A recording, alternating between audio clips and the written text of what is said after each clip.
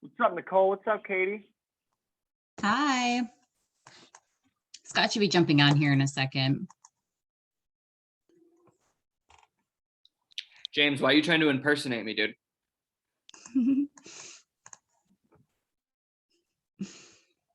Just trying to keep the Zoom fresh.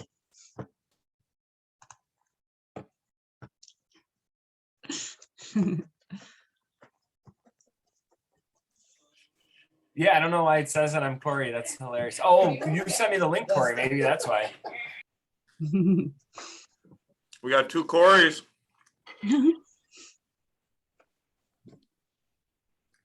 I'm just not sharing my screen for like 30 more seconds as I finish eating this rotten burger. I figure no one wants to see that. We want to see it. Let's see you eat that brat.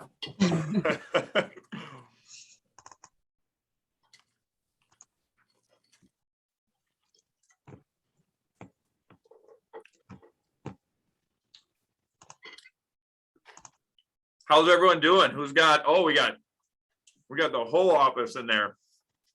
We got Alfredo in the background.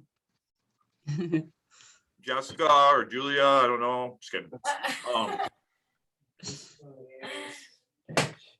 Cool. So we've got Katie obviously here to help with notes and to keep us all in line. The Cricket Birds are all joining. And then right now we have Lisa, Alex, and Nicole, who have been doing this. I did hear from Charisse, and she is, so Charisse is one of the original gangsters of the budget model with like Lisa and Chris and Shelly. But Charisse is really gotten this mastered, and she's got a lot of a couple hires in her future. So she uses this budget model as a guide on who she's going to hire, what she's going to pay them. And every decision she makes is always about, does it fit in the budget? Does it fit in the model?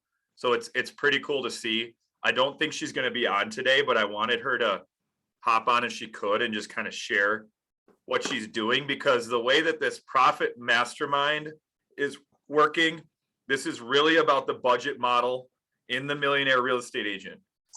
Budget model does not sound nearly as sexy as profit. So it's the same content, but we're all in this business to make a profit. Now you have like the team leaders that are running a team that want to have the team be profitable. We have the individual agents that you want to be profitable. And then we also agents on a team. Like what are you making? What are your expenses? What is your profit? So it does apply to everyone. And so I just finished eating almost. So I'll share my screen. We got Nicole sharing her screen. So it's a big day. You got your hair back again. You curled it a little bit. So is the humidity a little lower today? I don't know. I don't judge with hair, obviously. No, it's more lazy, but I did get a lot of flack yesterday for having straight hair. It's apparently Flack not a or look like for me people compliments? like.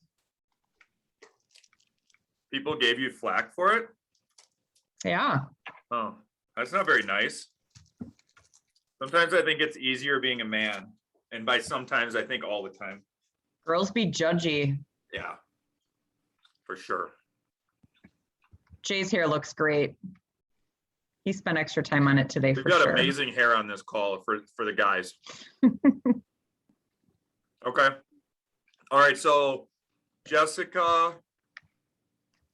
Thank you, Katie. Jessica, Lisa, Alex, Nicole.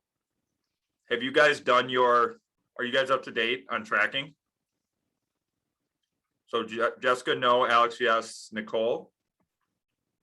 No judgment. I do it on the 1st of every month. Oh my God. Sorry. No, that's a star pupil. Lisa's checking because she doesn't do it anymore. she's leveraged that. And Katie really does 90% of it now too. I just double check it. So I want to share. So what we do on this, just so everyone's clear, is we actually share what our income is, what we spent our money on, where it falls in line of percentages, where it falls in line with the budget model. And so before anyone does share, like obviously I get their permission. I'm going to go first this time because we have ours all done through August.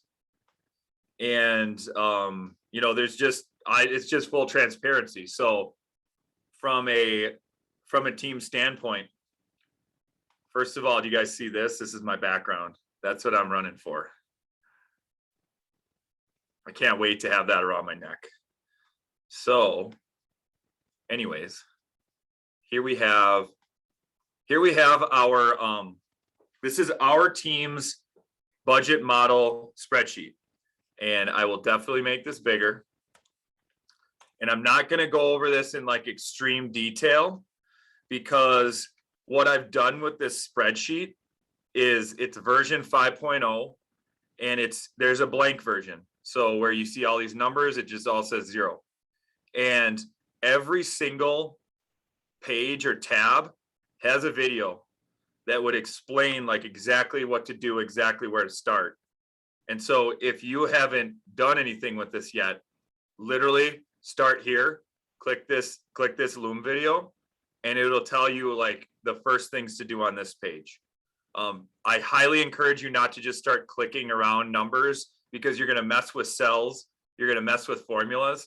Like if I wanted to change this, something here, it'll warn me and it'll say, are you sure? Now, if you ever get this heads up thing, don't change it because there's a reason why I warned you.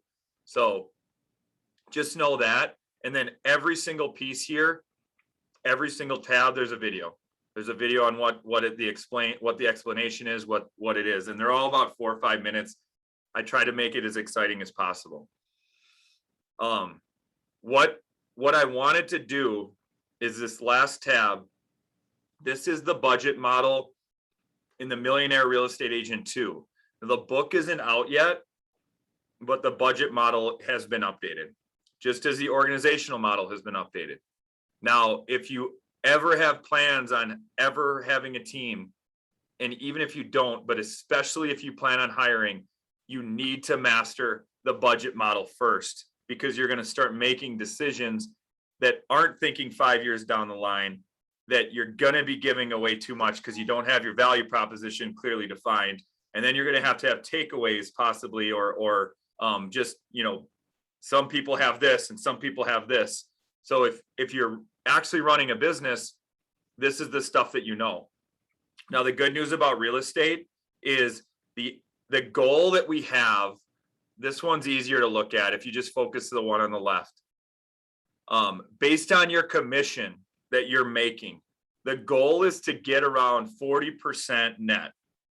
Now, does anybody know, or could anyone guess what the average industry, the average business, what their average net percentage profit is? Like if you take, you know, fast food, retail, any business, you combine them all, the average net profit from gross commission or gross income. Who has a guess? There's no shaming. 20%? I'd say like 5%. 5. So it's like 11. So if you take every single business out there, the norm is to net 11%. If you are in like retail or fast food or, you know, restaurant or bar, you're looking at like 3, 4, 5% and you're happy. So we picked a really good profession, something that there's a plan and a system on how to get you to netting 40% or more. Now, as you go through these numbers, you have, like, if you're selling 150 in GCI, you probably don't have much, you know, help or you know, full-time support or much yet, because you're building up your business. and you are actually netting like 50%, which is awesome. You have a lot of expenses because you're probably spending money on leads and doing certain things, but your cost of sales, your commission splits is pretty low. Now, how many of you would want to net 50% of 150, or just say 20% of 3.4 million? I mean, that's I guess a hypothetical question. However, when you look at these tiers or these columns, you can see that the percentage of net, this is the averages on the left. So if you look at every single one that's studied, hundreds and hundreds of thousands of P&Ls from solo agents and teams, big teams, small teams, everywhere in between. These are the averages that they studied for the gross commission income, because no one in the world talks about net. Everyone talks about volume, or everyone talks about gross commission or units. No one in the world says, oh, I netted this much last year. I netted this percentage, because it's like telling everyone your weight. You just don't, it's vulnerable. You don't do it. You don't want to go and say, oh my gosh, I weighed this today. Like, it's hard. And so I give credit to the people who've been doing this and been entering in and are willing to share, because it does feel like you're up in front of the room, like in a dream, you forgot to wear pants or something. Like, it's a very vulnerable feeling to do it. So I definitely appreciate it. Now, I will want to draw the distinguishing between the left of the red is averages, and the best practices is on the right. So if you want to gross, the whole book, Millionaire Real Estate Agent, is about netting $1 million. Now, if you want to net $1 million, you actually would gross 2.5 million, and 30% of it would go towards your cost of sales, or things that you only have when you have a sale. And 30% would go towards your expenses, and you would net $1 million. This would be the most perfect cookie cutter business on earth. And I would bet that if like Lisa Packard or Dawn Shipley, or maybe Alex, or some of these people that are just getting started going on this, if this was their goal, they would do it without a doubt, because everything they've done has been 100% to the model. And what I love about that is you say, so that's why the organizational model says to hire an admin first, to hire an admin second, to do a showing partner third. It's all correlates to this 30-30-40 model. That's the whole principle. So before I go on, is there any questions on this piece? It's just a little easy breakdown of what that looks like. Are you going to be putting together like another kind of blank copy for 2022 that you would share to this group too? Okay. Yeah. So that's a great point. So remember back in January when we were just spring chickens and we had the world, we were grabbing the world by the tail and we were all excited. Well, it's almost October now. And you know what we should really start thinking about in October? It starts with a 20 and ends with a 22. And we all said we would love, so we call this the budget model, but actually what we're doing is we're tracking what we're spending. So that is like a profit and loss. That is a rear view mirror. Now, we all agreed, or a lot of us agreed, that we would want to track all year of what we actually are spending, and then use that information to plan a proper budget for 2022 in each of these categories, each of these accounts. And so some of us have been doing this for 2 years, and we get to see the data compared year over year and really start to get at a high level what we could expect to spend in 2022, what we could take away, and everything. And so this, for October, my plan is to revamp this sheet. You see, this is version 5. So you'd see version 6 up at the top here. Revamp the sheet, have an actual budget version for 2022. And then as we talk through 2022, we can say, well, this is what we planned on spending. This is what we planned on earning. And then this is what we actually did. So you have this, like, a profit and loss isn't worthless without a budget, but it's definitely not super valuable. And the same thing, a budget without a profit and loss is meaningless. Like you need to have both of them. It'd be like having a one-sided coin somehow, or two heads on a coin and trying to like flip coins and set for something. Like you need both. So the profit and loss tells you, did you stick to the budget? And the budget tells you, now stick to this damn budget and keep your emotions out of it. And so they go together, they tag team up. The cool piece, so thank you for mentioning that. The cool piece then is as you get to know this a little more, the detail breaks down between like, if your expenses, if you want to have 30% expenses, and let's say you're making 340 in GCI, it actually tells you of the total percentage of expenses, 11.1 should go to set compensation, 10.2 should go to lead gen, and then all these different percentages should go to these different categories. And this is by model. And when you look at the model, it's not to say you're doing things right or wrong or good or bad. It's just a coaching conversation. You know, every single person that shared their numbers, every single person, do you think they have spent too much money in expenses, or do you think they have spent less than what the model suggests? Every single one. Which one would you say? I would ask like one of the Crickerbergs, because they haven't been on any of these.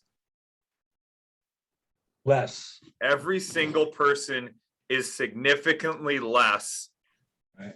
than what the model says. We're actually like flirting with it. We're actually right on where we should be. But up until this year, our expenses have quote unquote been too low, which is kind of weird to think. It's like going to Weight Watchers and they're telling you to eat more or something. Like what? That doesn't make sense. But you can see that the tricky part, the one that gets us all, is the cost of sales. And so if you have 60% to basically have to invest in your business, I would say a lot of people, 40 of that or more is probably going to cost of sales, 10 to 15 or whatever is going to go to expenses. And if you heard Charisse talk at the team meeting on Tuesday, cost of sales was crushing her. Our team, cost of sales was crushing us. It's still higher than it should be, or we want it to be, which you'll see here soon. So just know, like, here's the guideline and this is what we're doing. And this is like weighing yourself basically every day in the real estate world with your business. And sometimes the numbers aren't pretty at all, like at all. But they're very clarifying. So in order to see what was going on before the money hit my bank account, meaning we get $10,000 of gross commission income, 5,000 of it goes to a buyer agent. We only get 5,000 and let's say 20% goes to company dollar and 6% goes to royalty. And then we had a referral fee to an agent in Denver, and whatever, like all of that stuff. It's not like it comes to me, right? That's all cost of sales. So when we were doing this originally, we tracked our profit and loss from our bank account to money in our bank to money out of our bank. And it was like, wow, we're doing really good. Like we're super profitable. But that was only telling not even half the story. It wasn't saying anything what was happening before the money even got to the bank account. And that's what we're trying to like correct and say, stay on this road, come to my bank account. Like, don't fly away. Is like, you want to just make sure that all happens. And the flip of the coin, there's also, when we talked with like Lisa or Nicole or people, like there wasn't Lisa, when she started, I think her net profit was like 87%. And you might say, holy cow, that's freaking amazing. But Lisa was saying, I need a life. Like, I'm just working all the time. Like, I don't care about 87%. I'll gladly take 50% if it means buying back my time, buying back my sanity, and buying back years in this business, because eventually that's not sustainable to work that hard and do everything. So I'll share mine here. It's updated through August. You can see it starts with gross commission income. Now, when our yearly goal for GCI for the team was 1.95, that was, we take our unit goal and we calculated it all to the GCI. So in order to make 1.95 million, we needed to make 162.5 every month. So anytime we made more than that a month, that's green. And anytime we made less than that, it's red. So a lot of times what's telling here too is your percentages are off because you're just not making what you wanted to make to your goal. If you're budgeting for 1.95 million, and that means 30% of 195, let's say 30% of 1.95 million is $585,000 of expenses. So let's say we're like, yeah, we're gonna make this and we're gonna spend 585 grand, and we only end up making $1 million. Well, we're pretty much screwed. So you really now, when you're doing numbers and goals, if you're responsible for more people than just yourself, you got to make everyone loud and clear. Like, you need to be willing to run through a brick wall for this number, because I'm banking my entire business on you doing what you say you're going to do. And are you sure you're really going to do this? This is not just a, hey, let's talk about this and get me off your back. So, just go away and we'll just all go about our business and we'll see what happens. Because, this could be like business ending if you're really trying to like budget and run this and do it well. So with that being said, we had a extremely slow start to the beginning of the year. And we take a look at our income. Our GCI is here in line 4. Our cost of sale amount is in line 5, which equates to the percentage. Now our percentage goal for cost of sale for our team where we're at right now, this is not like necessarily model. I guess it is for this messy piece. We want it to be at 39.38. I don't know why I chose that. Is that for any reason, or am I just crazy? So yeah, 39.38 apparently is what I chose. And we're at 42.16. And you might say, holy cow, you have 42% cost of sale. Like, I looked up to you and now I don't. Like, I'm gonna go follow someone else. And I'd say, okay, that's fair. And at the same time, this is down from like probably 55% for last year or more. And so I'm actually like proud of the success we're making to get back on track towards the model, because we started building our team before we knew about this stuff. And instead of saying everyone's fired, let's blow up the ship, let's start from scratch. Jay, you gotta adopt James. He's no longer your son, so you gotta start over. That's, no one wants that. And so we're making steps to getting back to where we really should be. And the good news is, of the 8 months, 3 of the months we've actually been below that. A couple months we've been pretty close. We had one really high month in May. And I want to just share with you as I talk through this, what I've learned by tracking these numbers.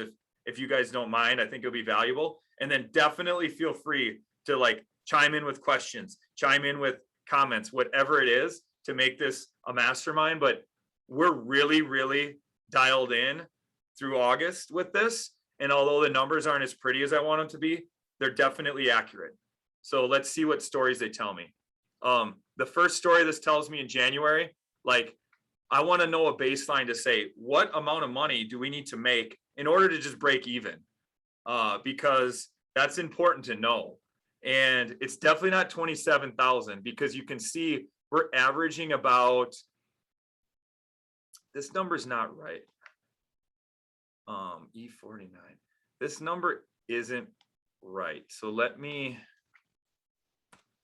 just make a quick change and I'll have to figure out why that's not working. It is right. Hold on 1 second. For some reason, it's saying we're averaging 53,000 a month. Okay, so we're averaging 43,000 a month in expenses. Is this a good number to know for everyone? Like, raise your hand if you knew, okay, I'm spending about this amount every month. And what I love about expenses is they're predictable and they're scalable. And so I know like what the salaries are. I know what we're spending in lead gen. I know all of that. And granted, it makes me a little more nervous and scared to have that amount and saying, oh, what if no home sell? What if another pandemic happens? Those are always scary thoughts. But knowing that there's like 44 grand a month, and let's just say 40 because we could cut some stuff out. Let's say 40 grand a month. Well, if you had 3 months, 6 months of reserves, you know what you need to have in the bank. So this number is really, really important to me. And to know like, wow, if we sell only 27 grand, we're going to be severely in the hole. So in January, we actually lost like 25 grand that month. And, you know, I could have just went to Walgreens and worked as a manager and probably for the first 4 months of the year made way more money. But this is also a long-term play, and there's goods and bads, and we're betting on ourselves. So when you look at even 82 grand for February, if you're spending 36 or so, you know, we're about breaking even, because we have the buyer specialists, we have listing specialists. I'll get into the cost of sales piece, but we had 34 in cost of sales, 37 in expenses, and walked away with 12. Now, one thing to know is this expense line in 9, it's fairly consistent other than June, which I'll show you what happened.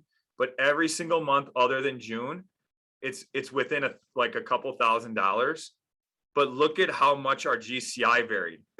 So we could spend $41,000 and make 27, or we could spend 42,000 and make 190. Like that's the power of expenses. We are set to be able to make 190 a month, whatever, without having to do too much more.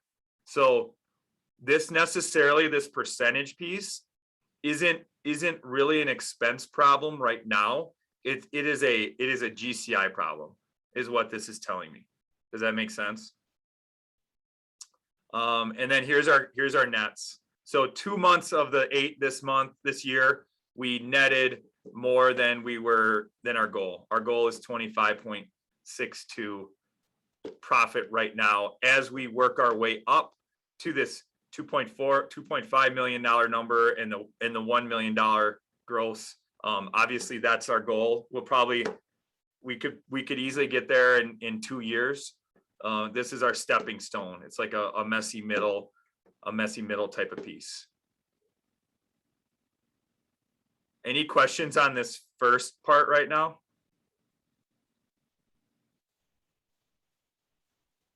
Okay. So the whole point of this entire like 12 tab spreadsheet was to get lines 4 through 12. Like I just wanted to see this right here.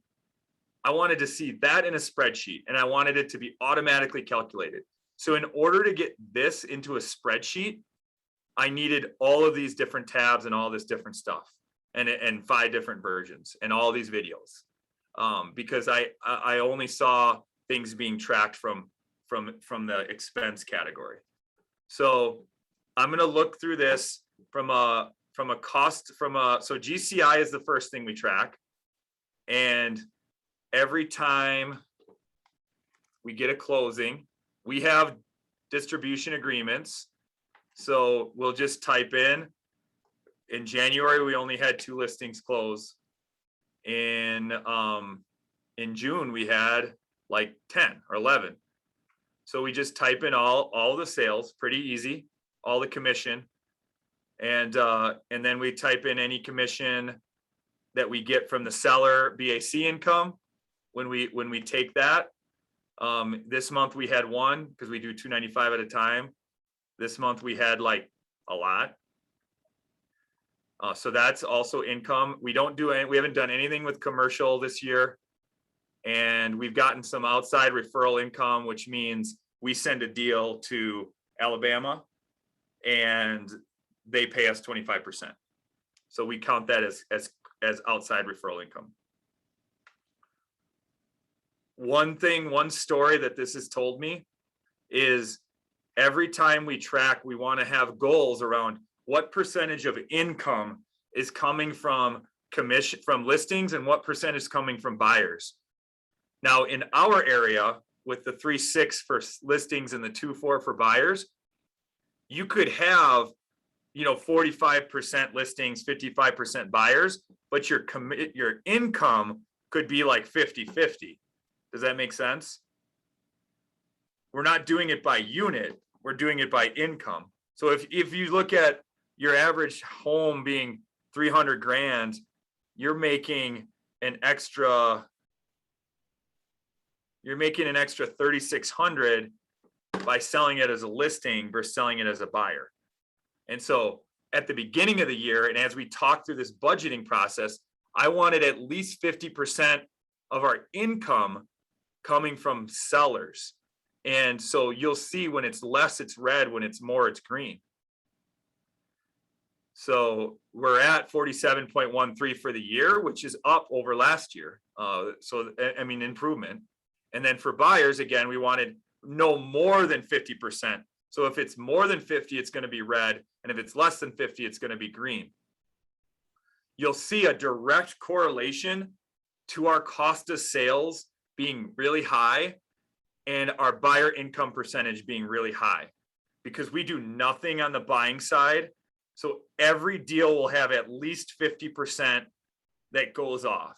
And I say at least because both of our buyer agents are on 50-50, but it might also be a referral from an agent, or it might be a referral from our listing specialist, or it might be something on ISA deal like Scrub. So there's some times where we have a little bit more than 50% of the sale going away to buyers. But you can see here, look at May. So May was our biggest commission month of the year. And if you go back to this, our percentage of net was 23.77.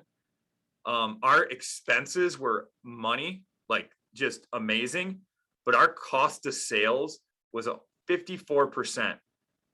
And the reason why listings are so important, look at how many buyer closings we had. We had like 18 buyer closings in 1 month. And that means all of this money, this is all the income. Look at how much we spent that didn't find us, didn't find our bank account. It took a detour.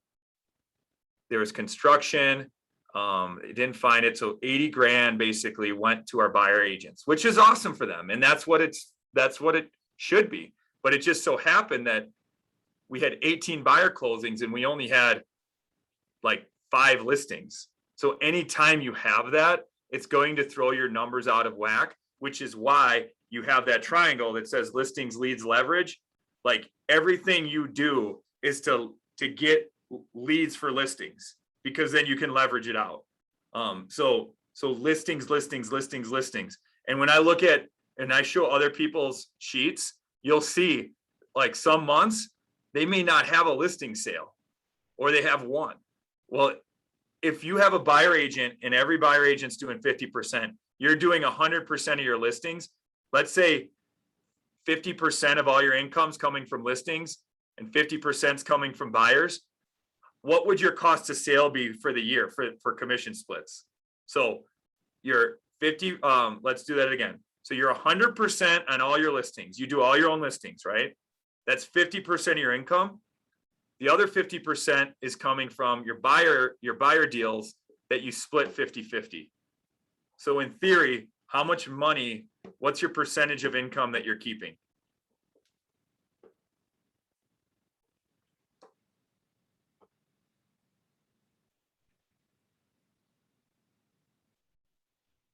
Any math majors? I want to say 75, but I'm scared. But I said it anyway. You are correct.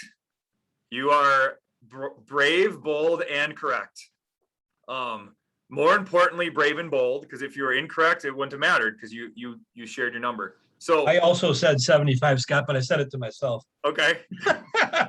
Sure you did, Jay. You're Okay, braver fine. than Lisa. All or I mean, Lisa's braver than you.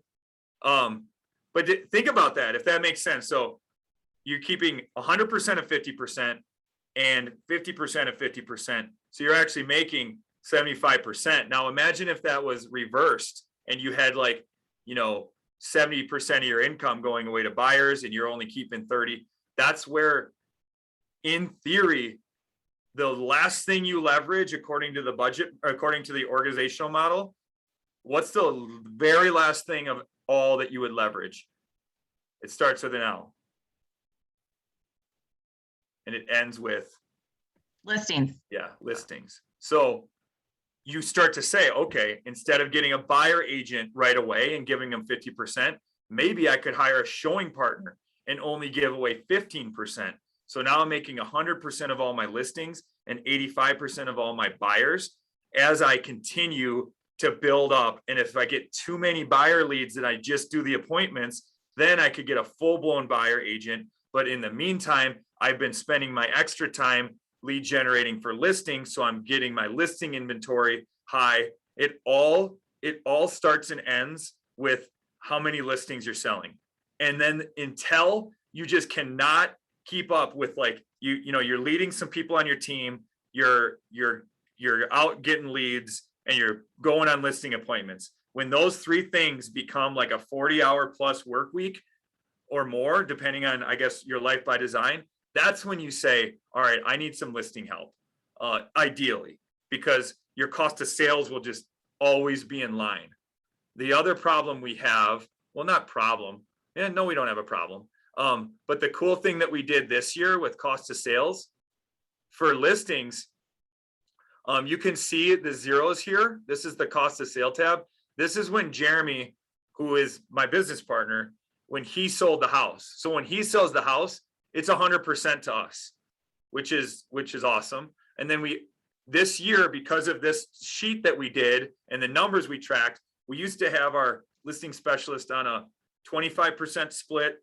And if she brought the lead, it was 35%. Well, if you're giving away like 35% on a listing lead and 50% on all your buyer leads, can you see how that could be dangerous and disastrous a little bit to your cost of sales? And if our expenses were low, we looked at what the model says, and it says to pay a listing specialist a salary, which is counterintuitive because you're like, oh, they're a sales agent. We want them to hustle. We want them to this. So we pay a salary plus 10%. No matter where the lead comes from, no matter what happens, it's 10%. And so if you look at our cost of sales for listings, there's months like 3%, 9%. This is our greatest achievement of the year. It upped our expenses big time, but we were low on our expenses. And now it just like kind of tweaked us into like getting back to the model. So this is our biggest thorn, but it's also our biggest like success, our biggest leverage, because you could say, oh, I want to keep 100% of it all. And then you're doing 100% of the work. But when you start saying right now, like so far we've given away 251,000 in buyer commission splits in 8 months. Like that's like people's lives. And that is pretty cool. And that's a lot of time and effort and headache and booze and things that I didn't have to put up with because I'm not writing 12 offers for every one accepted like they are. And just having to deal with all of that. I hope they're not on this call. The other piece of cost of sale, we have our company dollar and our royalty. Now we reset our company dollar in October. So far this year, we haven't had any company dollar in, but we do pay company dollar. I promise you, if you come back next month or in 2 months, you'll see that we'll start paying in October. We did pay our royalty in August. So we paid that off. And now one other piece that I've been tracking really well this year and just kind of focused on is the difference between broker admin commissions we charge to our clients, meaning we put it on the listing 6% plus 295, and the ones that we waive, so or uncharged. So we track these two separately because I want to know, regardless, the office is taking 295, whether we get it from the seller or we don't. So you can see in January, there was one time where we waived that. In April, there was 2 times. In June, there was 3, 1, 2. Not the worst. Last year, it was much, much worse. But you can see overall, we've lost about $3,300 just by not putting that on there, right? Like that's almost a commission. And so I wanted to be able to see that was an easy number that we could just know at the end of the year, man, we just lost $5,000, guys. Do you think it's worth a bit of a script if you could save $5,000? Like this is a $5,000 script, and maybe it doesn't work 100% of these times, but maybe it works 80%, and we just saved $4,000. That's pretty significant. And to help grow our team, and the sales, like we're committed to generating leads. We have a lot of different referral sources. So outside agents, these would be like when I go networking and go to events and am 6'8", and people are like, oh, Scott, you're big, you like beer, you like cheese, you're from Wisconsin. And I was like, yes, you're right. So when they have Wisconsin deals, they send to our team. This is the money that we've paid out gladly at that 25% to other agents across the country. Because if we've paid out 33,000, here's another math question. If we paid out 33,000 and our referral is 25%, how much GCI is that?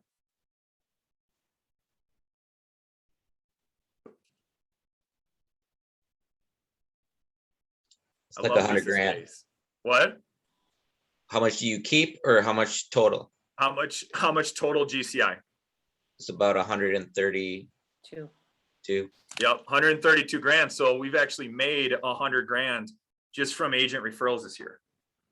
And we track that, and we know that's our third biggest source of basically business is agent referrals. So I'll gladly, I mean, it's just part of it, I guess, in order to get the sales. If our team sends us, if our operation sends us referrals, then we pay them. And then we have like 3 main sites. We have Homelight and Dave Ramsey. Those are like the 2 main ones that we pay out a split on. And then inbound sales, someone that scrubs our calls, gets 5% at the closing when they set up the appointment. We have that in here. We paid $5,000 for. And then the last thing we leverage is the transaction manager at $300 a pop. So that's been like 17 grand. So I have all of these. If you look at just the top 5, these 6 buckets, any cost of sale is either going to be a commission we pay to our team member, a commission we pay to our company, a commission we pay on a referral, a commission we pay to get the lead, a commission we pay or a fee we paid to make the transaction management happen, or a client concession. Like when you need to clean up a house, or you throw in a home warranty, or you screwed up, you didn't put the washer and dryer as an inclusion, so you're buying a washer and dryer. Like those are cost of sales that you could put under client concessions. And all those would total up to this number. Cost of sales is the most important piece that you can master. So with that being said, what do you guys have, or what are you struggling with, or what are your thoughts on everything that I shared around cost of sales?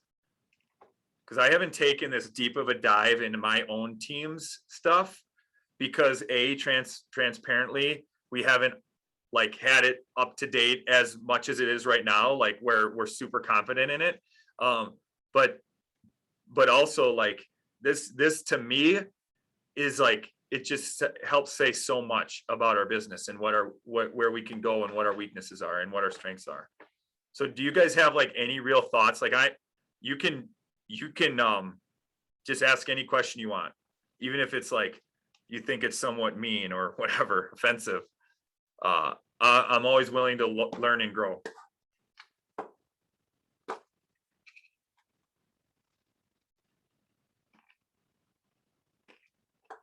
Okay. Does anyone have questions on their own cost of sales, or like what about their own business?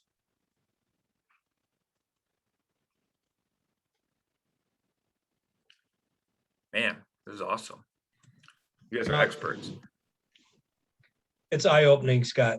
Okay. And I honestly, I was doing what you were talking about, what goes in the bank account and what I paid out, and that's looking at profit. That's not the right way to do it.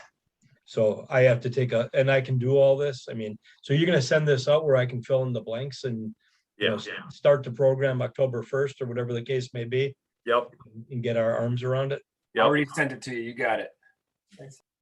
All right. So yeah, so James and I can and we keep good records of everything, and it's a matter of filling in the blanks and making adjustments and being accountable in many ways. Yeah, it's really like you struggle through it for a month or 2 or 3. You ask a ton of questions, and then once you get in a flow, it's really like, Katie, like how long does this take you? Is Katie on still? How long does this typically take you to track to do this now? Probably like an hour, I would say, between the two. And yeah, I'm definitely still learning and like going through things and emailing Jody if we need to change things. And we've even made changes in here, like as we've gone with like sponsorships and where do we put it so that it accurately describes like what the purpose of it was. So yeah. And I've also kept like a log of things that I've like learned, so I can go back to them. That way I don't have to ask Scott again about it unless I really don't know like what I need to do. So yeah, and just to be like, when Charisse was getting to learn this, she was and I could say this to her face, so this isn't anything mean, but this is not her strength by any means. This was like so outside of her comfort zone, so outside of her knowledge. She literally would email me like 4 times a day, call me, text me. I don't get this. Oh my God, I'm so dumb. What's this? What is this? What does this mean? And I appreciated it, like her commitment to it. And it you could say, oh, this isn't me. This isn't my strength. I'll just focus on, networking and whatever. It's like, no, like I'm committed to run a business. You heard her where she said they were in like all this credit card debt. They were actually like in a loss, like business, like from their team, because they're very high staffed. They have a very good culture, very good thing, but they need to sell more in order to be profitable, and like just that awareness and what that looked like and the numbers, it just really, really helps. So, but then we all learn so much from each other, which is also very cool. So the last thing I'll show you is expenses, and these fall into 9 buckets. And we have this here, like this main page is like the fill in. So it shows of these 9 buckets, how much we want to spend in each category percentage wise. And then if we're above it, it's red. If we're below it, it's green. And actually, so we have a 35% for our goal for expenses, and through August we're at 37. So we're actually a little ahead of like what the model says. We've always been pretty far behind, but we're also in big time growth mode. And if we were at goal, if we were where we should be, we'd probably only be at like 30% expenses.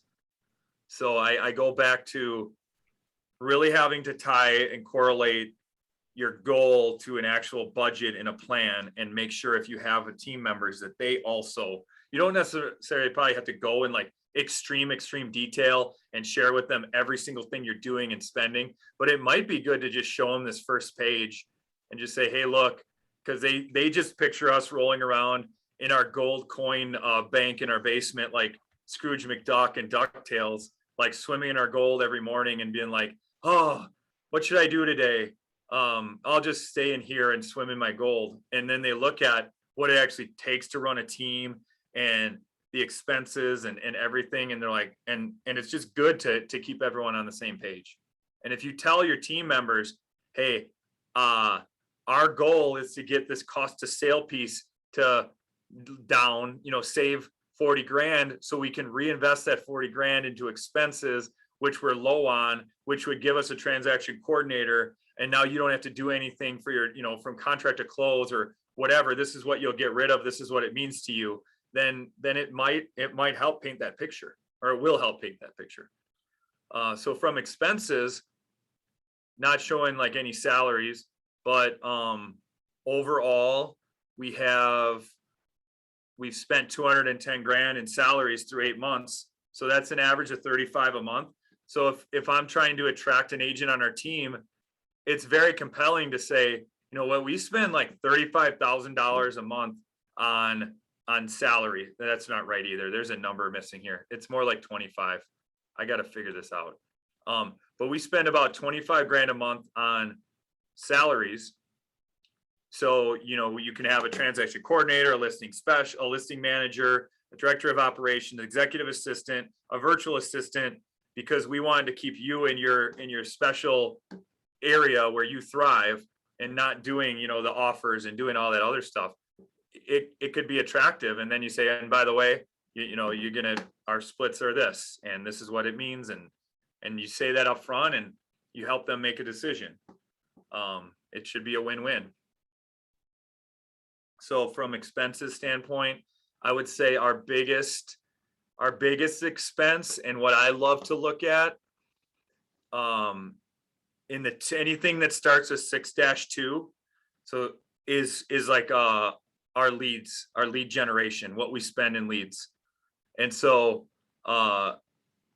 what 6-2100 is anything that would be to, once we get a listing. So our listing marketing costs, we spent $22,700 this year. We spent $12,000 on photography and videos, $5,000 on signs, $6,000 on staging, $400 on promotion and advertising, like folders. So we know, like, at the end of the year, we take X amount of listings and we spent X amount. We can say for every listing we take, it costs us this much, and you can budget for that for next year. The second one is our lifetime client expense. And what this falls in is any past client, anyone that's referred us business. And the third caveat is we have to like you. We don't want to deal with any a-holes, any ones that we don't like. We just don't even put them on here. So there's 1,317 or something lifetime clients. So far in 8 months, we spent $26,000. So at the end of the year, it's probably going to be like 35, let's say. So knowing that we have 1,300 people, we spent 35 grand, and then we've made consistently 20 times our return on investment in this group. So just by basic numbers, these 1,300 people have generated us $700,000 of income. We spent 35 to do it.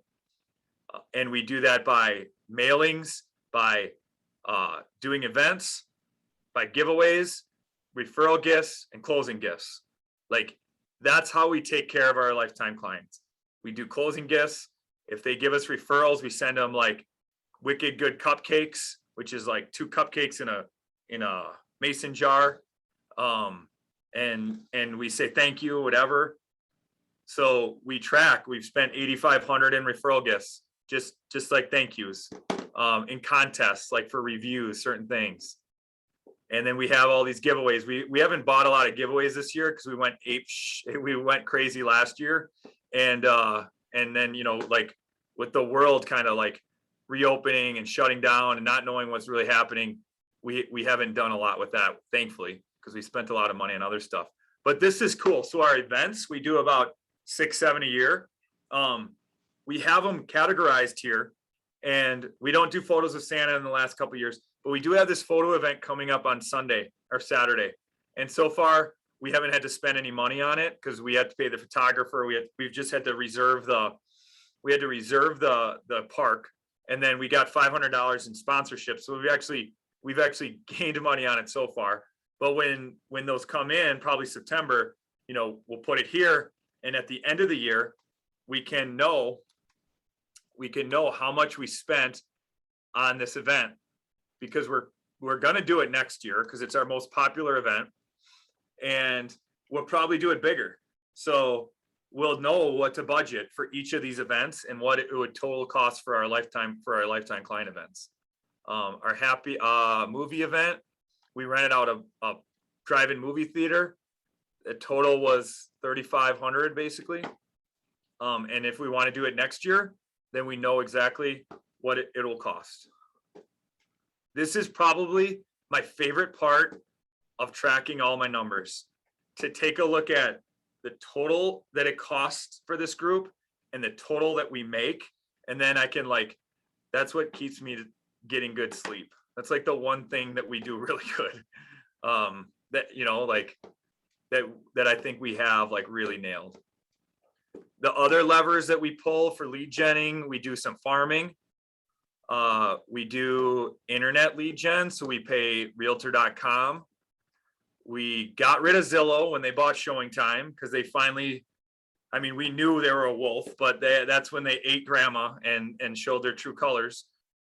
So we stopped doing Zillow. And the only reason we kept doing Zillow is because we kind of had to, because I'm responsible for generating enough leads for the team members. And Zillow, love them or not, hate them or not, they give out good leads that are typically ready to buy, ready to sell. But at that point, we all jumped on board and said, okay, we're done, which I'm really happy. We started putting money in more to command, which we're not necessarily showing here, but I know that's our goal, into the lead accelerator and the Facebook. And then also with Dave Ramsey, we pay $350 a month, but then we also have a split at closing. So those are our internet sites. We do networking events. So networking is big for us. That's really my main way what I do still. We do a ton with the New Berlin School District. So we sponsored their senior signs. They put these signs in everyone's yard with our logo and our QR code. We buy the teachers lunch. We do a lot with the schools. And so you can see, we do a lot of banners for soccer and football and tennis and whatever, what the signs cost. So at the end of the year, we know in this one category what we spent for that. And then hopefully we had a couple deals from it. And we always want to hold ourselves accountable to at least a 4-to-1.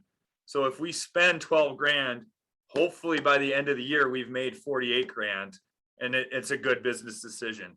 And if you're not at 4-to-1 or higher, then you want to reevaluate what you're doing and what you're spending money on, because you could probably take that money and put it somewhere else and get a better return on investment.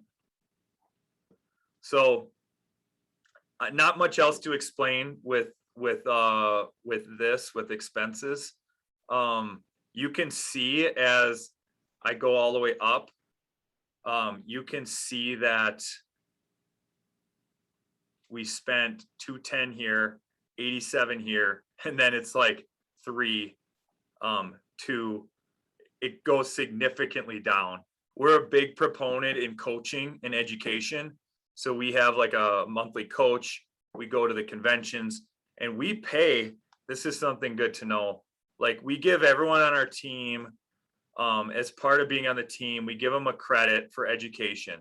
And I know this is a lot of stuff here, but as I scroll down, we track what people have spent and used for education. And I might have gone too far. It's so nerve-wracking to do this in front of people. Here it is. So team trainings. So we'll know, did they go to Bold? Are they going to Mega Camp? What are they going to? I would gladly want anyone to go to anything, as long as they're not feeling like they're forced to go and they're excited about it and they're going to implement it. that's like money very, very well spent for me. We have a system that if we have questions and we put the certain chart of account number on here, these were the last questions that I had for Katie. We had about 12 different things here where we wanted to change stuff and figure it out. But this is our system, so I don't have to text her, call her, whatever. It's just all in one spot and say, hey, I'm done. She says, hey, I'm done, Scott. Look at the questions, look at this, and then we work through there. And the best part about it, which I haven't spent a ton of time on this, but if you ever find something that you're spending money on that you don't need to, or you no longer need, like this is just a spot to put it. Like, what is it? What's the reason you don't need it? How much are you saving each month? Because even 35 grand a month, or 25 a month or something, you do that 5 or 6 times, that becomes $1,000 a year or more. And that's no joke. When you start making more money, you have what's known as expense gloat, or your expenses creep, and you don't even know it. Oh, this is $8. Oh, that's $3. Oh, that's $27. Well, at some point, that's how they get you. So just knowing this and tracking this, it gets you away from not knowing what's coming out in your bank account. So that's me in a nutshell. That's a big nutshell. Is there anything you guys want or have questions on? I can go to someone else that has done it, or you can ask me anything. I'm an open book. Actually, don't ask me anything. Ask me anything about this topic. Okay, so this is my first class, my first time. So if I want to start, where do I start? That's a good question. So, I saw the link that Katie sent out, and then there's a link on that link where I think it's the blank one. So is that a good place to start? yep. So if you go to the one spot for resources, Mm-hmm. and you go to the MREA models. I put a link to the spreadsheet, the budget spreadsheet in the chat here too. Okay, Cool. thank you. So these are all the models here. We're talking budget, even though it says profit, we're talking the budget model. And here is that if you don't have it, but here it is. So you have the blank one, and like the place to start is click this video right here. Mm-hmm. Click this link Okay. and watch it. And Okay. it's about 6 minutes. I talk in my Arnold Schwarzenegger voice. I don't really, but I should have. It would have been more interesting. It's 7 minutes long, but it explains how to get started. I tried to be as excited as I could about the budget model. They're very helpful. Honestly, I still use them. If I'm going to make any changes to cells or anything, I still watch them. So that would definitely be a good place to start. Okay, thank you. So when you watch that, then the next thing you're gonna do is you're gonna enter in. So I try to color code it. So you really only want to enter on this page where it's yellow. Okay. Because you have what your goal is for percentage cost of sale, percentage expenses, and then you put in here your gross commission income goal. So I make it easy where, and I say it like 12 times, type in yellow cells only. So that's really all you do on this page. You fill in the yellow, Okay. and then so you we would go in We here. should type in the red cells and the white cells. What? Okay. We should type in the red and white cells. No. Just kidding. But yes, you're funny. So then you do the same thing for the second. Okay. Thank you. And now you have, like, to Katie's point, this is the chart of accounts. So if you don't know what that is, like, I had no idea what a chart of accounts was. All it is everything you spend money on has a label. You're putting it into a home, or you just think of it as like separate bank accounts. Everything that starts with a 4 is money you get. So 4-1000, 4-2000, 4-3000. Are those Anything that starts special with a tax 5. accounting numbers? What? Are those numbers tax or accounting numbers? Yep. Okay. This is what would be on a P&L. Yep. So a 5 is your cost of sale. A 6 is an expense. And you might have to, you don't have I got to change this, but you don't have, maybe let's say you had 4 operations where you'd have to add I'd have to add a line here, or you don't have any. You'll do some tweaking to it, which this video shows you how to do it. Now, I'll ask that you like watch the videos, and then I'm always here to like help with like specific questions. Like, hey, I have a question on this, or what do I do with this? And why do I keep getting signed out? And so I'm here to help, but those videos will be a great guide to start you. When you enter, God, usually Google's my friend. Okay, so when you enter the numbers and it'll all total, and once you do it, you tell me. Like I have everyone's saved that I have a folder for everyone, and if they say, hey Scott, can you look at expenses or what's going on, I can pull it up too, because it's a form that we can both fill out. Any questions as I get logged back in? Can I go over someone's? Anyone want me to go over theirs? Alex? I will say, Jessica, I think that's also a good way to learn is like a lot of in the beginning when Scott was doing this, people would start working on their own and then we'd bring it up here and like talk through questions that they had, because usually they were pretty similar questions that like most of the other people on the call had. So it was kind of like learning as you go, but like more actionable. So Okay. mhm. I have a question, Scott. Yeah. Okay, so Lisa takes care of paying the bills here for all our photography, signs, realtor.com, whatever. And sometimes realtor.com is lumped together in 6 months or 3 months or whatever. And then we get our commission checks for each of the team members and whatnot. So if we want to start October 1st, do each of these commissions, and I'm just asking, we can talk about it later too, but we start putting the GCI in there and then the expenses for each and every one of those tabs, will there be for each and every commission that we earn? Does that get entered separately? Yep. Okay. So we have the distribution agreements printed out, and we'll take those, we'll put them in order. We'll separate them between sellers and buyers. And then we just type in, like, that's how I start with the GCI. What's that amount? And if you watch the video on how to track GCI, you'll have like an example of the distribution agreement, where to find the information you need. And so you do that all for October, and then how much did you give away? And then what were the expenses? Again, if you get a biannual bill in October, we just go ahead and put that whole amount in, it'll average out. Yeah, I'm like hyper focused on not paying, like that, just because the office and we profit share. So it's like I kind of like learned everything I learned about business and budgeting from running the office. But yeah, you could put it all in 1 month, because really the number that makes them really the most important piece of it all is this little cell, these cells right here.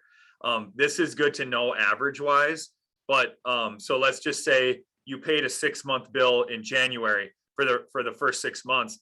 Just know that until June, like the numbers will be a little off, but once you get a rolling 12 months, it'll all be good.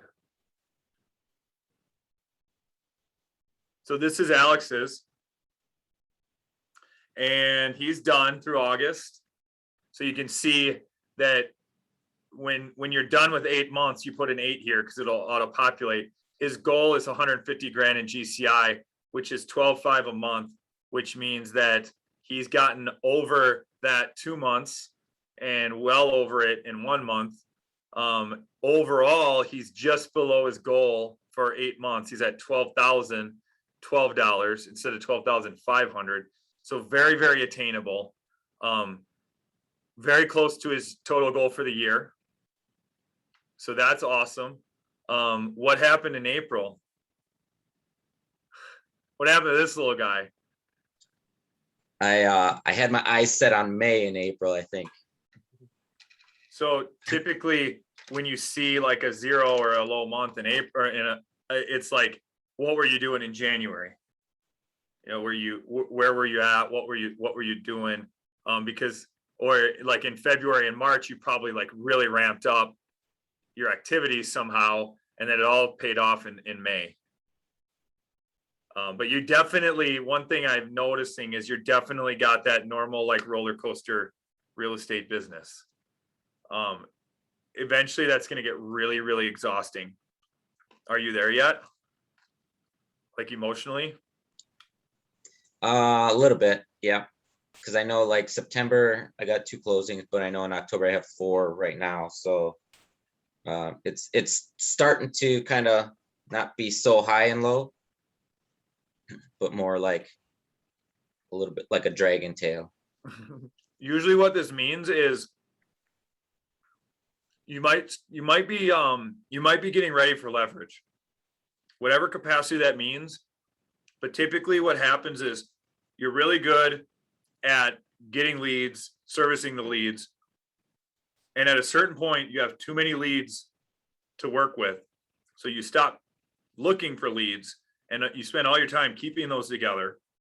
And then they all close. And then you're like, oh crap, what did I just do? I better go back to doing what I did. And then it goes back up. And when that happens, the simple solution is, well, what if even when you're at your busiest, let's say you had like 6 closings in May, you could still do the activities that are needed to get the couple of closings a month that you need. It's typically what happens. But overall, on pace, like really, really close. Like I would bet that you're going to hit that goal by the end of the year. Your cost of sales, you want to be at 30. You're at 29.47. Like a textbook. When do you reset your cap? May? I just did in August. Okay. So you plowed through your cap or a lot of cost of sales in May because you don't have any team members. So we'll share what that looks like. Then your expenses are at 15%. Of your cost of sales of 28 grand, like 18.7 went to the company, 6 grand went to referrals. And are you using James then at Focus title? Yep. Okay. So you can see those 3 things is what totaled up. But now just know, like, you don't have a team, you don't have a buyer agent or anything. So if you want to keep your cost of sales at 30, it's going to be next to impossible without selling more homes. And you can see why it's more advantageous to get an admin when you're only spending 15% of expenses. If you got an admin to take care of 20, 30 hours of your week, so you could go generate more leads, your cost of sales would go down even. And you would have more income. And now as you have too much of that, you could say, all right, I need help with buyers. I'm going to hire a showing partner. And that's only going to be 15%. So it really gives you like a why and a game plan for what your next steps could be. So every one of your expense categories is in the green. Literally $0 for any type of leverage. And when you see the breakdowns of salaries and payroll, you can see here that it's not just people. We have contract labor in here. So if you hired someone to like manage your social media or do graphic design, you could put them all in that salaries payroll.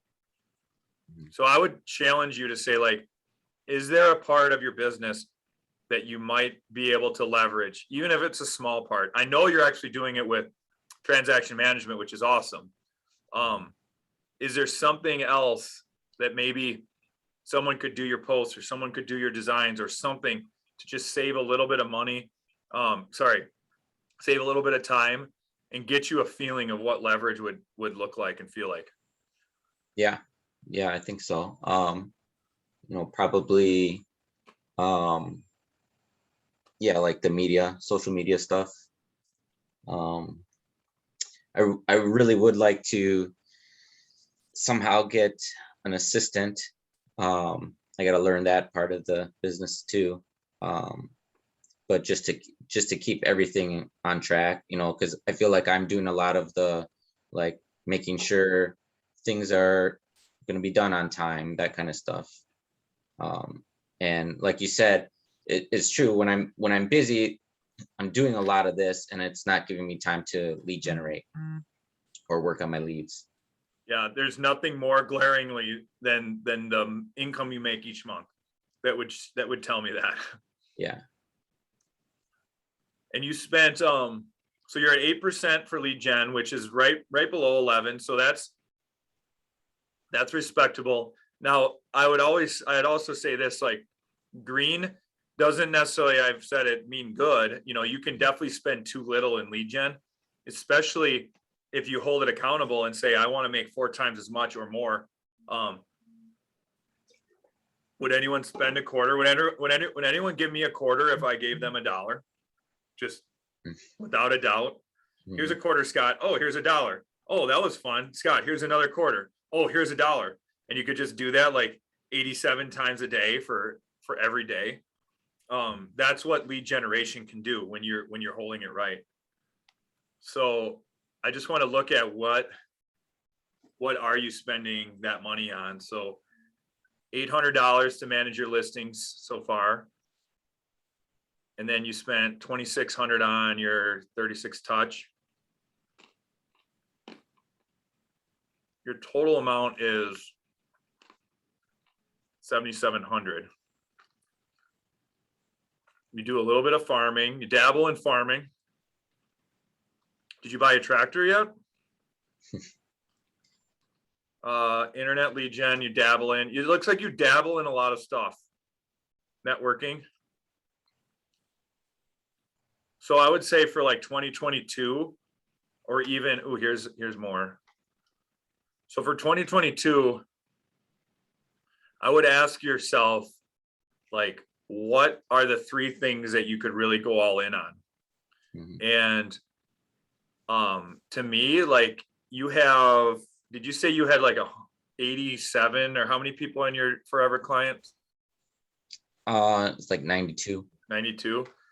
So I would look into this category and say, instead of spending 2,600, could I spend, so you'll probably spend like 3,600, 4,000 for the year. So instead of spending 4,000 in here, could I spend 8,000 in 2022?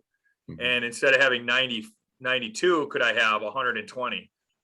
And challenge yourself around, that's what you're putting in your business plan and holding yourself accountable to, because that could definitely take off in a great way. And all these other categories are pretty minuscule. So it's really, there's 9 categories, but the 2 are really like salaries. It's really, I mean, you think of leverage and list and leads. Leverage, leads is what you want to spend your money on. Do you have any questions or anything that you had?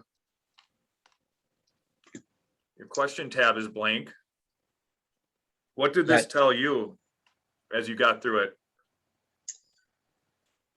That, yeah, I definitely need to, ramp up, some of these expenses. I think I can invest more into, which will help, all the other numbers go up, of course. But it's just like you said, I just got to sit down and make a plan, with, my 36 touch, and just laser focus on it. I would have a goal to get to a number that's higher than 92. I wouldn't tell you the goal, but let's just say it's 120. I don't know. Easy number. So you're 28 short, and part of that goal would be, are all the 92 like really high quality, like people that you would want? Or are you still kind of build it to the number 120 and then start scrubbing down? Like, I don't really like this person. This person might not ever do anything, like, and you start top grading to that number because 120 in there, I mean, according to the model, the lead gen model, that is, if you have 120 people in your database that you're doing a 36 touch, that would be 19 sales a year. So let's just say that was 14 instead of 19. You know, you're probably making 90 grand just in that. So you're spending 8 grand to make 90. Like, those are real numbers.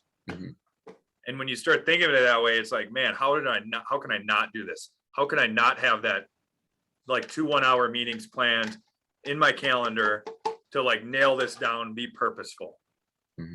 Do you know that sheet that, and I know this is what Bold is a lot about, is building that database, but there's that sheet, like, who do I know?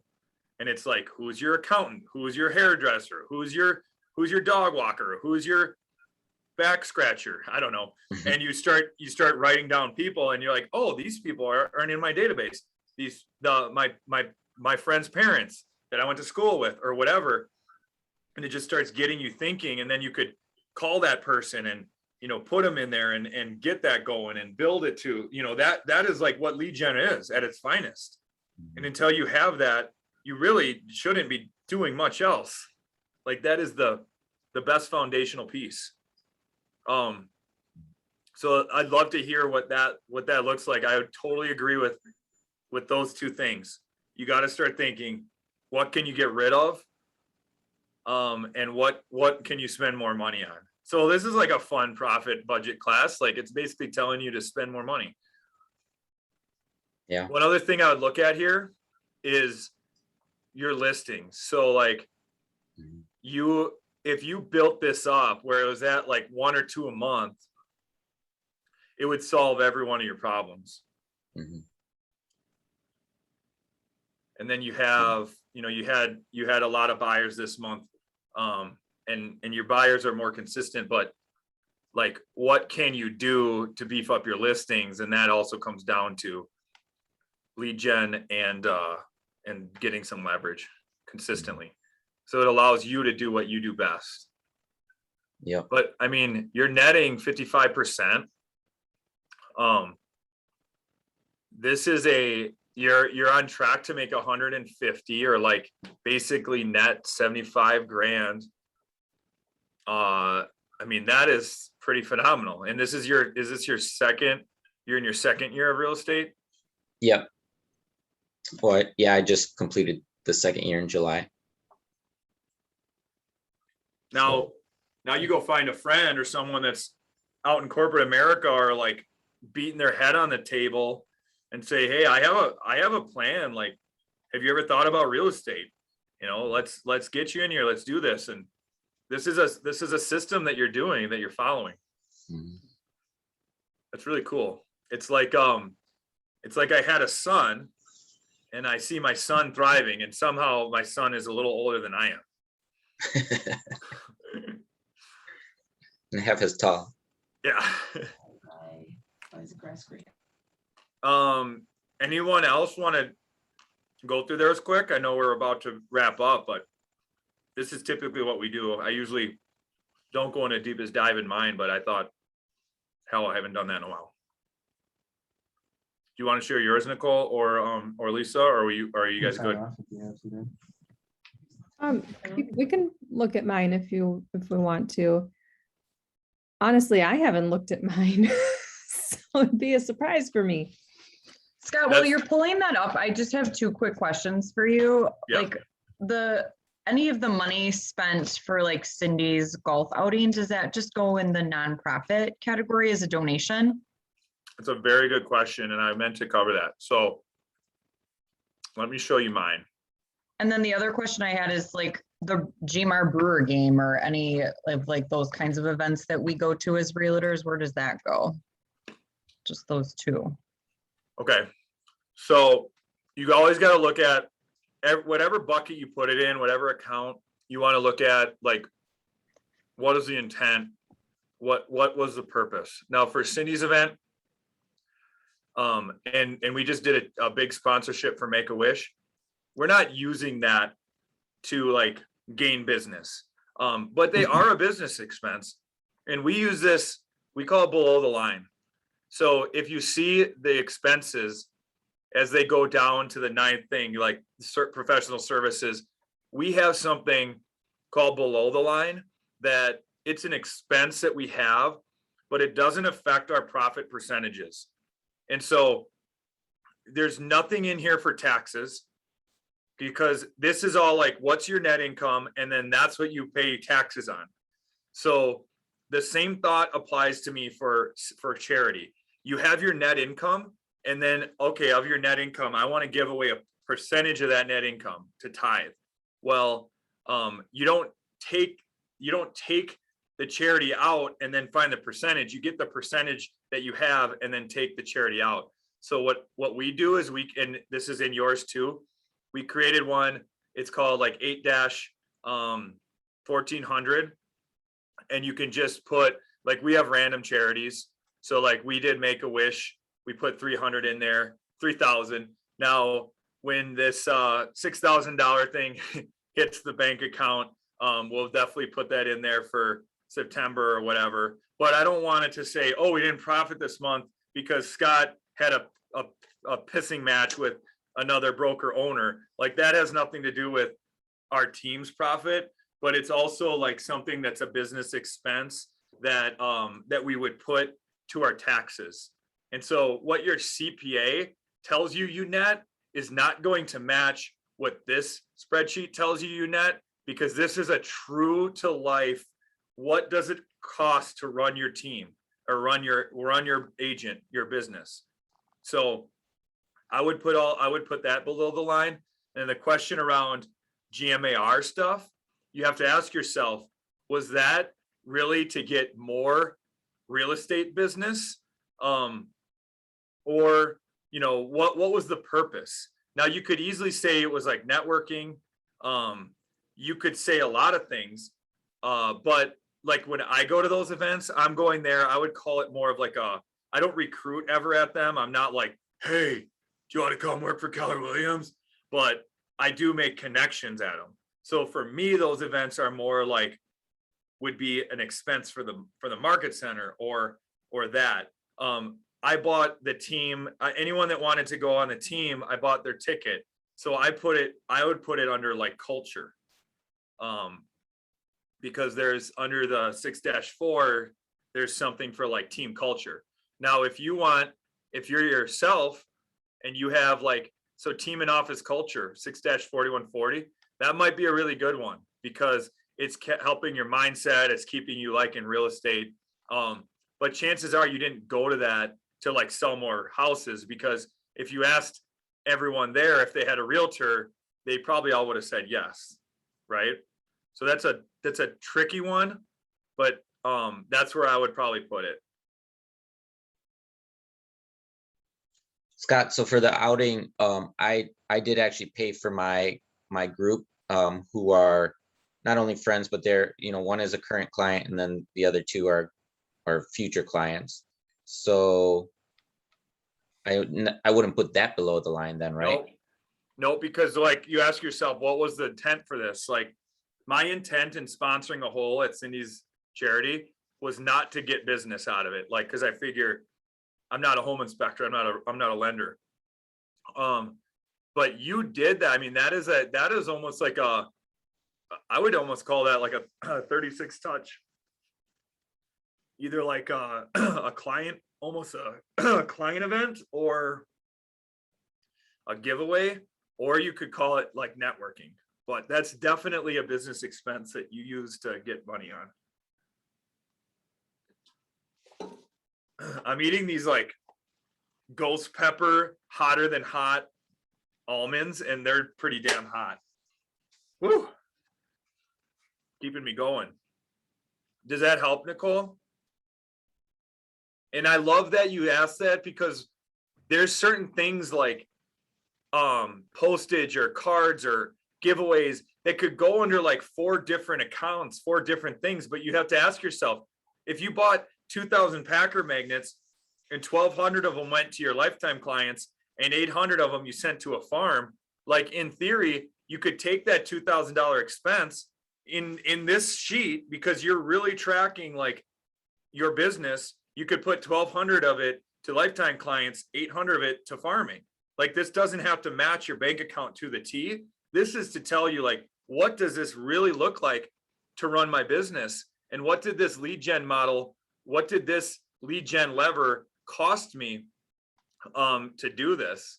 And this, so this tells you a lot more than just looking at a normal P&L or like what your accountant says or whatever.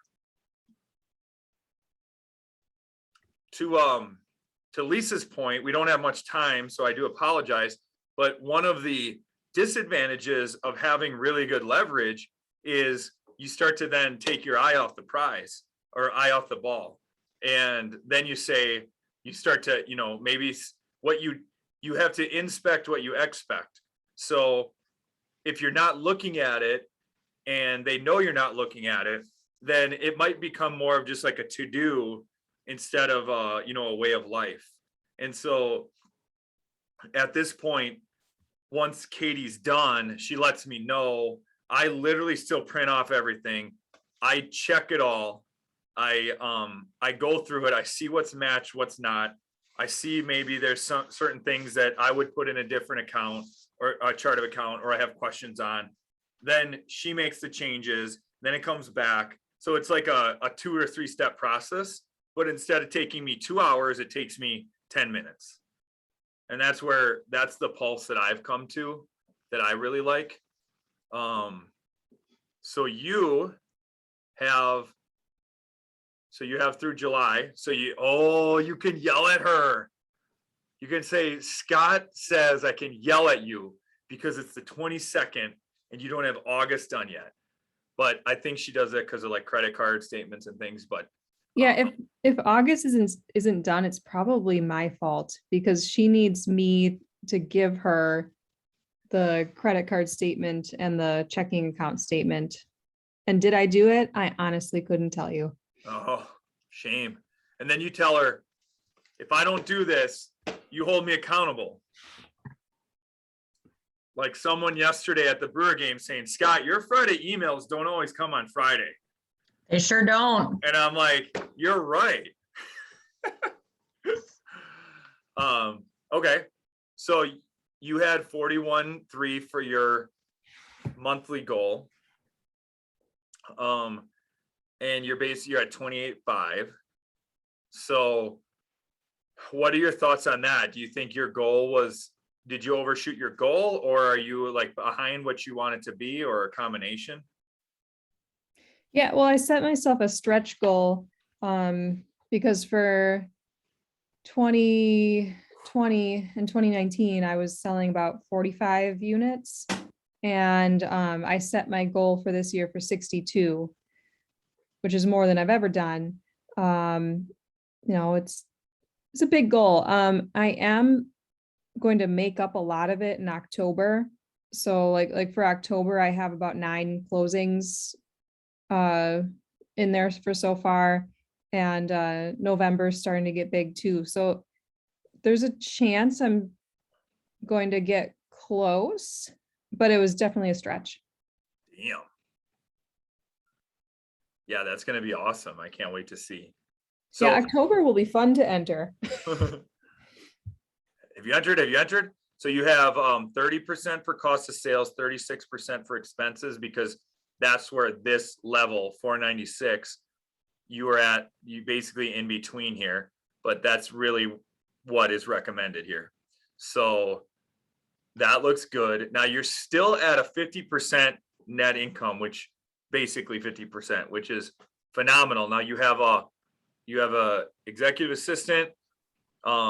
You had a showing partner buyer agent. Are you are you anywhere close to filling that role again? No, I'm struggling to find people to interview. Okay. So Lisa's built her team to step by step to where it is. And you can always see like she had a showing partner and that person was making like 15%. So that was pretty amazing to leverage that. She doesn't have any listing specialists. So she only had like one little referral split for July for listings. Like that's 100% hers. What she does have is she has, do you use TC? do you use James? We just started using James. Okay. So we'll see him in the last quarter. Okay. Oh yeah, this is the oopsies. So this would be like you're either buying the home warranty. Some people buy those a lot, or like, hey, I screwed up. So you have like 958 in oopsies.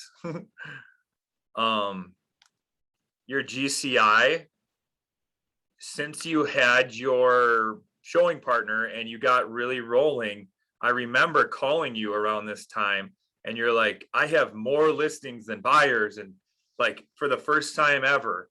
And look at that. So in July and June and July, you had 7 listings close and no buyers close. I mean, you definitely still want some buyers, but that's pretty freaking phenomenal, especially in this market. And as you look through the numbers, no listing sold, no listing 2, 1, 1, 4, 3.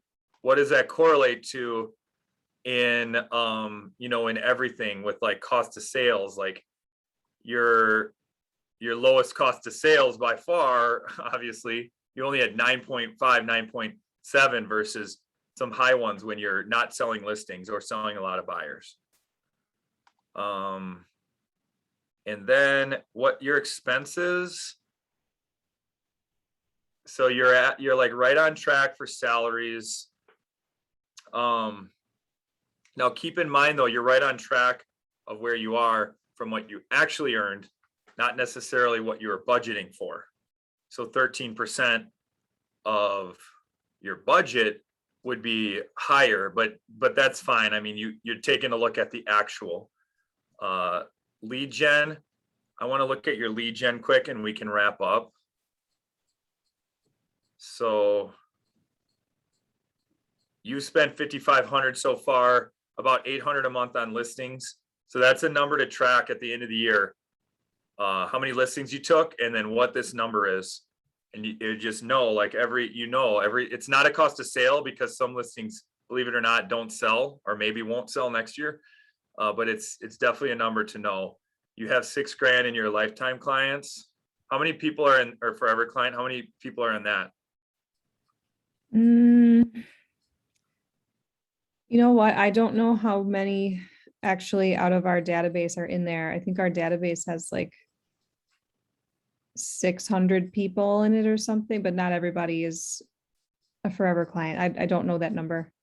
So that's an action item I would have you look at is, and you may not have it properly tagged or in here, but talk with Yoli, see if you can find that out and let me know, because there's a lot of clarity in this where in my database, I have the smart view is only my lifetime clients, LC Scott. So I know there's 287. Oh, damn it. I got rid of one today because I was calling and I realized I didn't want her anymore. So there's 286. And I know if I do this for the team that there's 1,309. So how this is cool is knowing the number that you have total by the end of the year that you spent, the number of people in it, and then how much money you've made. Like that tells a lot. That tells a lot of stories. So you know the number of homes that sold from this group, the amount of money you've made, the number of people in the group, and the amount of money you've spent. Those 4 questions or answers is like, whew, that will start getting you cemented into really going all in to some of these events and some of these giveaways and quarterly touches, quarterly calls or texts or whatever. I promise you. But other than that, I mean, I think like all these other expenses, they're so minuscule, right? Like you've got, you know, and what, but all these is like nothing. You're spending good money on education and coaching, which is awesome. I think I put my money where my mouth is there too. So I don't know. You just kind of like do it. You just kind of like work to a model, do it the right way, kind of like envious. Got a couple questions. So do you still have the question, where does showing help go? Is that from Yoli? Oh, that's a Yoli question. There probably wasn't one in this year, but last year I can show her on our spreadsheet from last year. We had a bunch of people we had paid for one-off showings. And yeah, I think it was probably, I think, didn't you make a spot for it? Yeah, I did.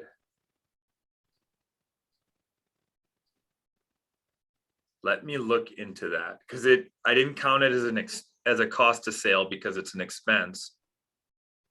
Let me look at your last year one.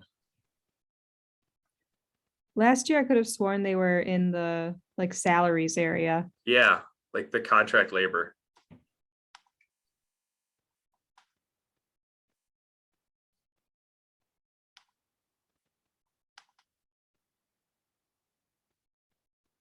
So these are all the people that did it last year too.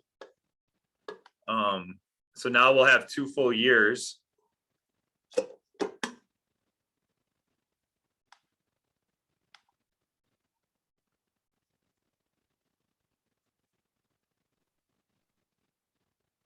Yeah, There so they are. 6-1130 sales salaries. Alex, you made $100 last year on Lisa. Do you remember that? So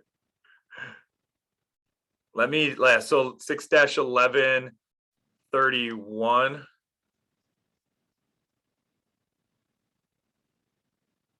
Under sales. So you would just put it right here.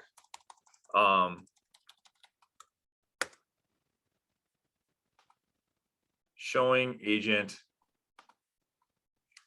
I don't know, whatever you want to call it. Payments? Showing agent help payment, yeah. And now I would go here and I would say like, this is what I do. I go like, I have one more column and I have something that says answers. And I would say 6-1131 showing agent payments, did I say? So now you have a little flow to it. And I'm just doing this because I can't help myself. That was like bleeding over. Okay. Cool. So she can write them here. You can have them here. And now I would just encourage you to spend, you know, that 5-10 minutes a month to check what she does, to say, hey, what have you done? What does that look like? And just keep involved in a little piece, because this is a very important part of your business. And also, as you continue to grow, it's going to tell you what to do and what not to do.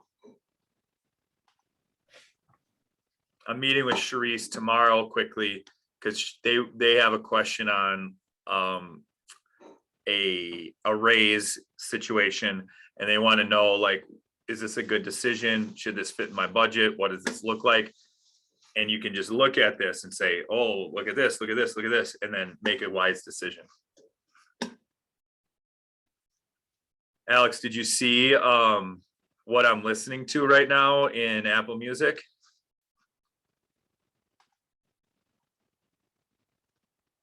It's getting me going during lead gen time. Snoop Dogg Essentials. Because I have the Death Row versus Bad Boy Business Wars that I'm listening to. It's it's really, really good. So with that said, we're a little over, and thank you for going on, and just always like reach out. This is a journey. It's not something you just wake up and do. Like it's a little muddy, a little messy, but it's definitely worth it.